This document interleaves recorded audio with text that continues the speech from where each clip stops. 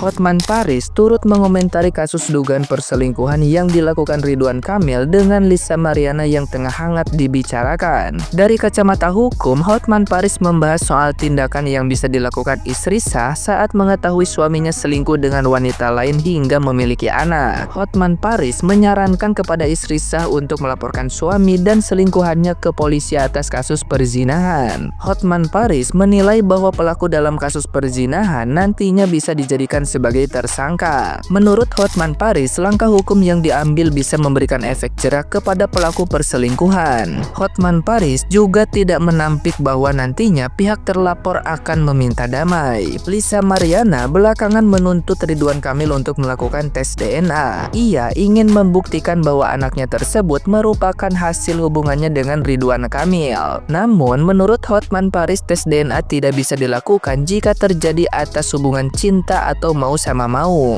Hotman Paris mengatakan bahwa polisi juga tidak berwenang menyuruh pihak laki-laki melakukan tes DNA. Salam subuh lagi dari Hotman Paris. Hotman berada di lingkungan tetangga yang hampir semuanya adalah konglomerat kelas menengah ke atas tapi masih di bawah para naga. Ini boleh disebutkan konglomerat 2/3. Dia tuh rumahnya gede-gede banget tuh ya. Ya, tamannya pun gede-gede, oke. Heboh kasus RK. Heboh kasus RK. Saya tidak dalam posisi untuk menyimpulkan apakah benar itu adalah anak biologis dari RK dan apakah benar mereka ada hubungan cinta dengan cewek itu. Saya hanya membahas tentang aspek hukum. Bagaimana upaya perlawanan yang dapat dilakukan oleh seorang istri yang sah terhadap wanita yang terus-terusan memburu suaminya meminta pertanggungjawaban. Ada cara yang lebih efektif, yaitu kalau si istri sah mau, kalau tega, buat laporan perzinahan ke polisi, di mana terpaksa yang dilaporkan adalah si cewek maupun suaminya. Ya, ini terlepas dari kasus RK, ini hanya secara normatif ya. Akhirnya nanti akan jadi tersangka si cewek, si pacar maupun si suaminya. Setidak-tidaknya itu bisa dipakai sebagai bargaining power untuk berdamai. Akhirnya kemudian si cewek itu, si pacar mau diam, tidak lagi mengejar-ngejar suaminya ya. Tapi ada kemungkinan kasus berlanjut terus ya. Sekali lagi, si istri yang sah buat laporan pidana perzinahan ke kepolisian, di mana terlapor adalah si pacar si cewek maupun si suami ya. Mungkin di pertengahan akhirnya berdamai karena si cewek takut masuk penjara, si pacar takut masuk penjara. Itu adalah salah satu teknik bagi istri yang sudah nggak kuat menghadapi tekanan-tekanan media sosial karena ulah si cewek. Ini hanya uraian tentang aspek praktikal, tidak ada kaitannya dengan RK, dan saya tidak dalam posisi untuk mengatakan apakah RK benar sebagai ayah biologis. Salam untuk para istri yang sah, salam untuk istri saya di rumah yang sampai sekarang ini masih aman-aman saja. Nah, gimana nih menurut netizen yang terhormat? Silahkan berkomentar ya. Lisa Blackpink mau tes DNA. Kirain gue Lisa Blackpink, rupanya Lisa Marionette. Gue sempet kaget juga sih sama berita ini. Ya gimana nggak kaget? Ini melibatkan Gubernur Jawa Barat. Yang sebenarnya ini masalah udah lama tapi sekarang baru di-up. Dan sampai si Lisa Marionette ini berani untuk tes DNA. Tapi kata gue kalau tes DNA takutnya nggak kedetek. Soalnya kan banyak banget tuh hasil patungan. Dan bahkan Lisa Marionette udah narik Mas Sunan sebagai pengacaranya. Dan bahkan udah dikonfirmasi nih kepastiannya sama jubirnya dari RK, yaitu AA. Dan pas gue cari tahu si AA ini pernah ada di podcastnya Richard Lee yang soal BUMN itu. Tapi kan itu katanya nggak terbukti, cuman kenal. Tapi gue salut deh jadi juru bicaranya RK. Tapi dari cerita ini, dari masalah ini, cuman satu yang gue kasihan, bininya si RK. Ya semoga kuat dari pemberitaan ini dan mungkin ini sebuah cobaan. Udah lo Lisa Marionette, kalau emang lo bener, kalau merasa lo bener, mendingan udah tes DNA aja sekalian. Pak Ridwan Kamil ya dan Lisa Mariani yang katanya ada hubungan khusus atau perselingkuhan. Sebelumnya ini masih berupa gosip ya atas asas praduga tak bersalah. Yang dalam pandangan saya pribadi, satu-satunya jalan cara untuk membuktikan ini ya hanya tes DNA. Itu aja, tes DNA, nggak ada yang lain. Kemudian kalian bertanya, seberapa akurat bang tes DNA? Yang saya pelajari, saya baca di dalam negeri maupun luar negeri, 99,99% tes DNA itu akurat ya. Jadi biarpun si Lisa ini pernah berhubungan dengan pria-pria lain, kalau di tes DNA ternyata anak Pak Ridwan Kamil, jadi 99,99% itu akurat ya, kecuali tes DNA-nya dokternya disogok atau dibayar untuk memalsukan, itu beda cerita ya. Kemudian kalian bertanya, apa mungkin bang Pak Ridwan Kamil begitu? Begini ya, dulu ada namanya motivator Mario Teguh ya, salam super yang itu. Oh, karirnya bagus banget, kata-katanya halus, pokoknya seolah-olah nggak pernah salah dia. Betul banget gitu loh, memotivasi Mario Teguh. Namun karirnya hancur gara-gara dia tidak mengakui anaknya.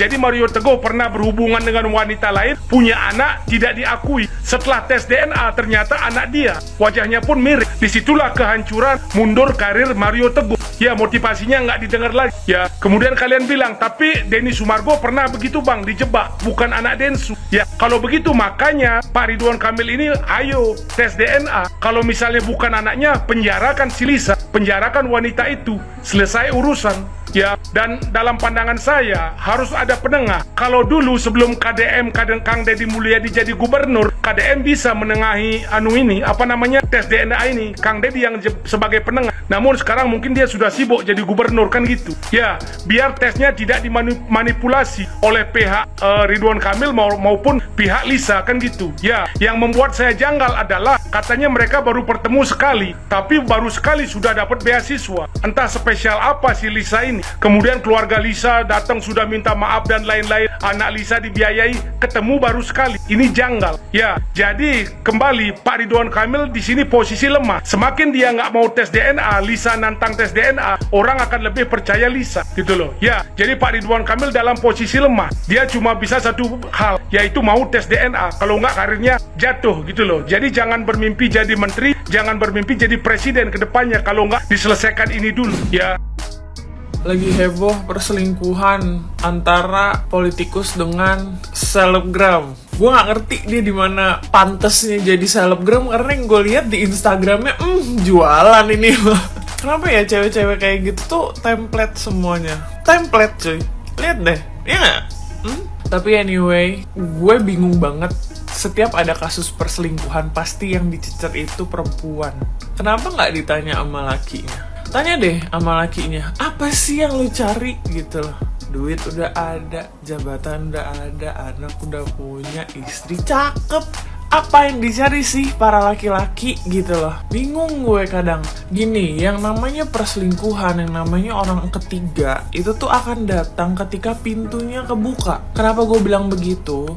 Karena perempuan penggoda, perempuan template yang mukanya lancip, hidungnya lancip, softline-nya berwarna, ngerti kan maksudnya ya, yang begitu bentuknya, itu tuh akan selalu ada gitu loh. Mau dibilang dia nggak kegatalan dari awal kek, mau dibilang yang duluan ngechat siapa kek, itu tetap aja isi Instagramnya itu tuh penggoda. Kenapa dia isi Instagramnya itu tetong-tetong apa semua seksi-seksi? Ya karena jualannya begitu pasif agresif. Nah, gue tidak akan mendukung ani-ani, tidak. Woman support woman tidak berlaku untuk ini.